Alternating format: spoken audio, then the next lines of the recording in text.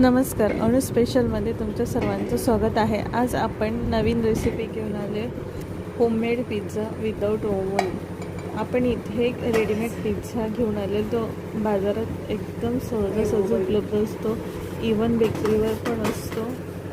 Pan गरम करून आपण त्यात बटर टाकले. बटर टाकल्यानंतर पिझ्झा बेस दोन्ही बाजूंकडून छानपैकी असा मस्त वाफ येतो भाजून घ्यायचा. हलकंसं अगदी 1-2 मिनिट फुल गॅसवर करून घ्यायचं आहे.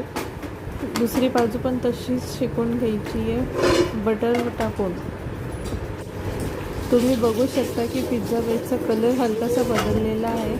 आता आपलं पिझ्झा बेस छानपैकी मस्त मऊ असं झालेलं आहे. आता आपण त्याच्यावर हे जे व्हेजिटेबल कट केले, कांदा, शिमला मिरची, टमाटा असं स्लाईसमध्ये कट केले, बेसवर टमॅटो सॉस छानपैकी स्प्रेड करून घ्यायचे आणि त्याच्यावर आपण जे कांदा, टमाटा, शिमला मिरची जे स्लाईस केले तसं आपण त्याला हवं तसं डेकोरेशन करू शकतो किंवा बारीक असे तुकडे करू शकतो छानपैकी. आता त्यावर आपल्याला चीज किसून घ्यायचं आहे.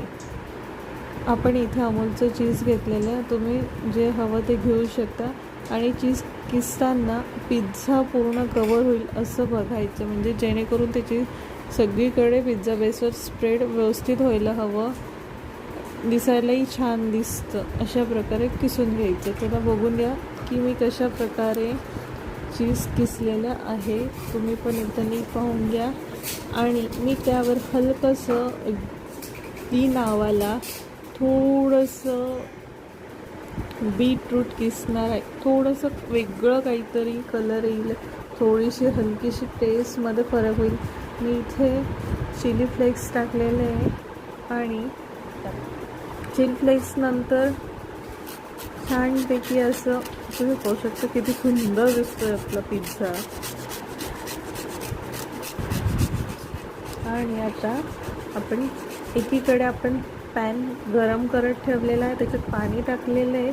आता आपण चिली फ्लेक्स झाल्यानंतर शिमला मिरचीचं एक स्लाईस टाकली आहे, त्यात वरून थोडंसं अमूल बटर टाकलेलं आहे. आपलं पाणी गरम झालेलं होतं म्हणून मी डायरेक्ट ताट ठेवलेलं आहे. आणि आता त्याला मी कवर करून घेईल, म्हणजे झाकून घेईल. मंद गॅस ठेवायचा आणि फुल गॅसवर पहिले सुरुवातीला फुल गॅस ठेवायचा, म्हणजे आपला पिझ्झा तयार होतो. आता बघा आपला पिझ्झा रेडी, अगदी खायला सुंदर दिसतो. चला मग या सगळ्या पिझ्झा खायला आणि नक्कीच ही रेसिपी ट्राय करा, अगदी झटपट आहे.